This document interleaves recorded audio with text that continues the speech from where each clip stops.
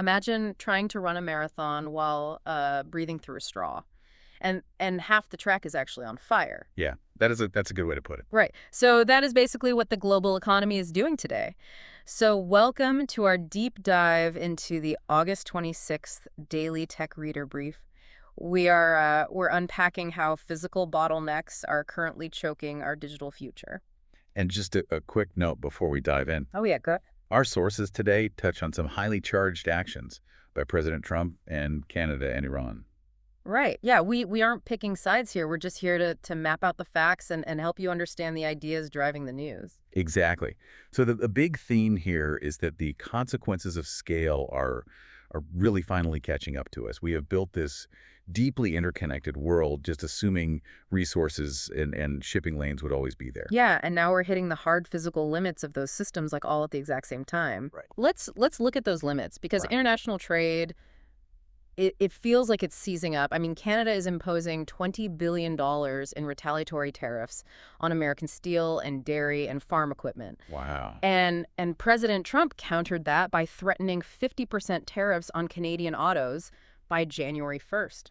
Which is just a massive escalation. Yeah, it's like tariffs don't usually act like a heart attack, right? They don't stop the blood entirely. They act more like arterial plaque. Oh, I see. So the goods still flow, but the economic heart has to pump twice as hard and pay twice as much to get them through. Right. And if North America has arterial plaque, Mhm. the Middle East is facing like a near total blockage right now. Yeah, what is happening with the Strait of Hormuz? Well, commercial traffic there is sitting at a 3-month low. Mm-hmm. Iran and Oman they're trying to negotiate a framework to reopen those shipping lanes.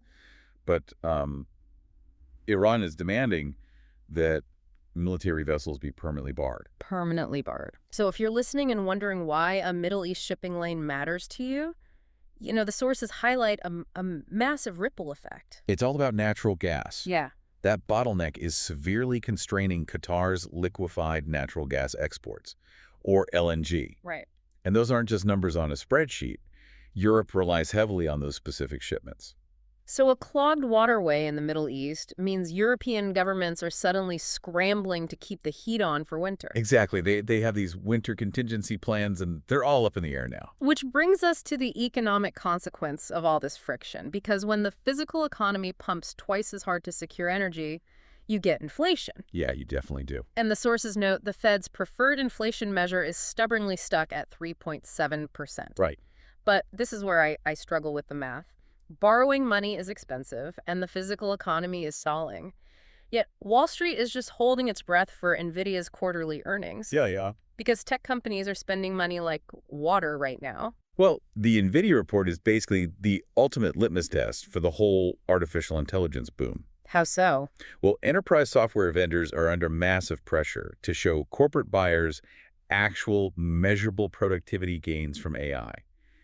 But the infrastructure spending just keeps happening regardless. But how is that sustainable? The sources mention Anthropic has reportedly committed $45 billion just to rent AI computing capacity at a West Virginia data center. Yeah, $45 billion. Just to rent the servers. That sounds like a textbook bubble to me. It does look like a bubble if you view AI as traditional software.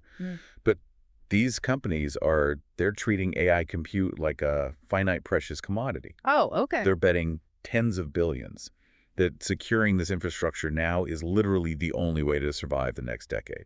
So the gamble is that the sheer scale of compute will eventually unlock capabilities that justify those staggering upfront costs. Right. It's a huge bet. So we have companies operating without financial speed limits, essentially. But the sources suggest society is finally trying to build new guardrails before it's too late. Yeah, like with Meta, they just agreed to an $18 billion settlement with nearly every state. Right over the teen social media addiction claims. Exactly. That $18 billion is effectively this massive retroactive tax on the harms of the last generation of tech.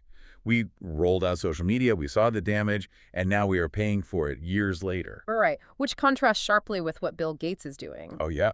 He is actively seeking talks with Chinese President Xi Jinping to establish international AI safeguards against biological and cyber threats. Which is proactive. Yeah, are we actually trying to install the brakes before we hand over the keys to the race car this time? Well, regulators seem to be trying at least. They're actively exploring whether international AI oversight should be modeled on strict nuclear inspection or aviation safety standards. Wait, but how does a nuclear inspection model even apply to software codes? Like, you can't just send an inspector to look at an algorithm. No, you can't inspect the algorithm, but you can inspect the facility. Oh, I see. Like, enriching uranium training advanced AI requires massive, trackable physical infrastructure. You need specialized chips and gigawatt data centers. You cannot hide a massive server farm.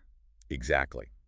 So rather than trying to regulate the invisible software, regulators want to monitor the physical hardware limits, much like tracking centrifuges. Wow. Okay, that brings us to, honestly, the most fascinating insight from today's brief. Yeah. For the last 20 years, the tech industry operated under this illusion of infinite resources, right? Infinite data, infinite digital scale. Right, just living in the cloud. Yeah, but today's AI requires massive amounts of tangible physical electricity. Tech has finally collided with the physical world. And the physical world always bats last. It does. The sources highlight extreme heat in the Southwest, reaching 110 to 115 degrees. Oh, wow. Yeah, forcing grid operators to urge immediate power conservation to avoid blackouts. That's intense. So I want to leave everyone with this to ponder. As data centers consume rapidly increasing amounts of electricity to power this AI revolution, what happens when the insatiable power demands of our digital future fundamentally collide with the physical reality of an overheating, maxed-out electrical grid?